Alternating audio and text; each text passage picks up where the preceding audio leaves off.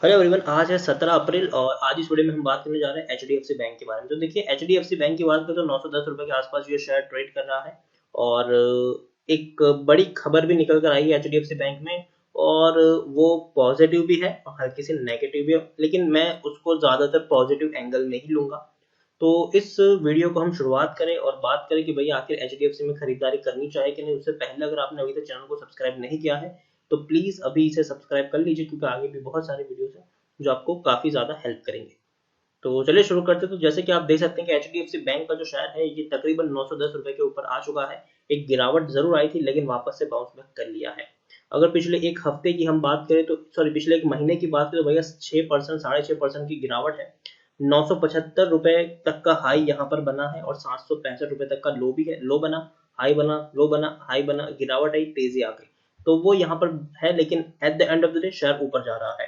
एक साल की बात करेंगे तो 21% की गिरावट है। 1300 रुपए तक का हाई था, बाद में बहुत बड़ी गिरावट आई कोरोना के चलते। पूरा मार्केट टूट गया था, पूरा मार्केट टूट गया था। और अब धीरे धीरे मार्केट रिकवर करने की कोशिश जरूर कर रहा है।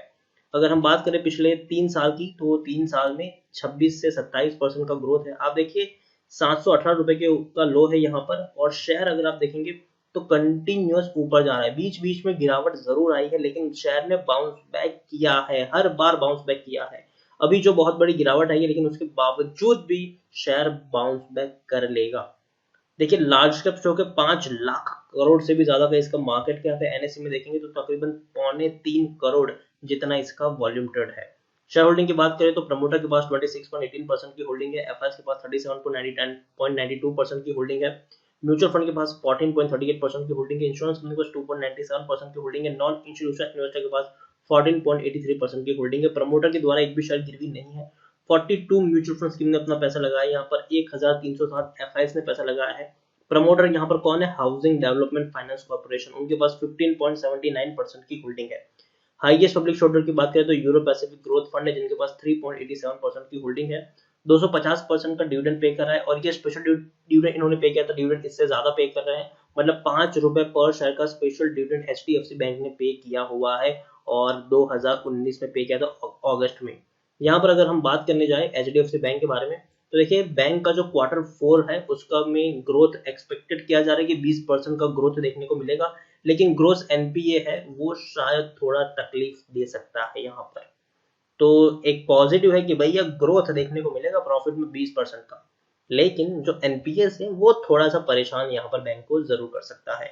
तो यहाँ पर अगर हम बात करने जाए एचडीएफसी बैंक के बारे में तो आर्टिकल कुछ इस तरीके से है कि HDFC bank expected to report more than 20% growth in profit in quarter 4 financial year 2020 and there could be some impact of lightly continue project in the profitability. तो यहाँ पर यह है कि 20% से भी ज्यादा का इनका प्रॉफिट हो सकता है, लेकिन एनपीएस यहाँ पर थोड़ा बहुत दिक्कत यहाँ पर कर सकता है शेयर में।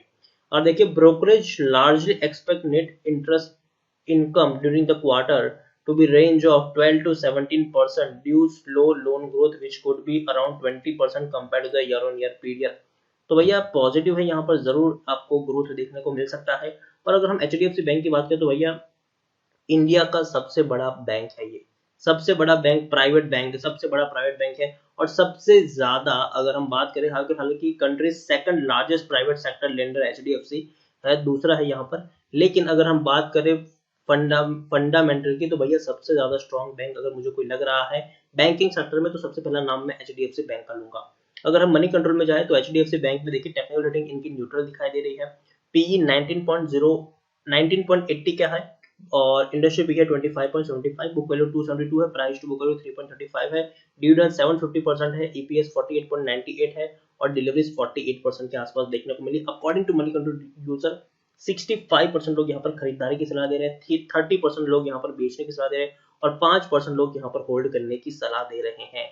यहाँ पर अगर हम देखने की कोशिश करें तो डेफिनेटली बैंक के ऊपर 10 लाख करोड़ से भी ज्यादा का कर्जा है। लेकिन जनरली ये कर्जा उतना बड़ा नहीं है, क्योंकि अगर हम कर्जे को यहाँ पर काउंट करने की कोशिश करें तो भैया वो बैंक का इन्वेस्टमेंट हम कह सकते हैं यहाँ पर। क्योंकि भैया बैंक है, बैंक पैसा लेता है, पैसा लोगों को एज अ लोन के तौर पर बांटता है और वही उनका कहलाता है इसमें। यहाँ पर अगर हम बात करें तो हर क्वार्टर में बैंक ने बढ़िया प्रॉफिट कमा कर दिया है। आप देखिए, दिसंबर क्वार्टर में 7,416 करोड़ का प्रॉफिट था इनको, सितंबर में 6,345 करोड़ के आसपास, जून में 5,565 करोड़ के आसपास। तो भैया हर क्वार्टर में बढ़िया मुनाफा यहाँ पर हमें देखने को मिल रहा है।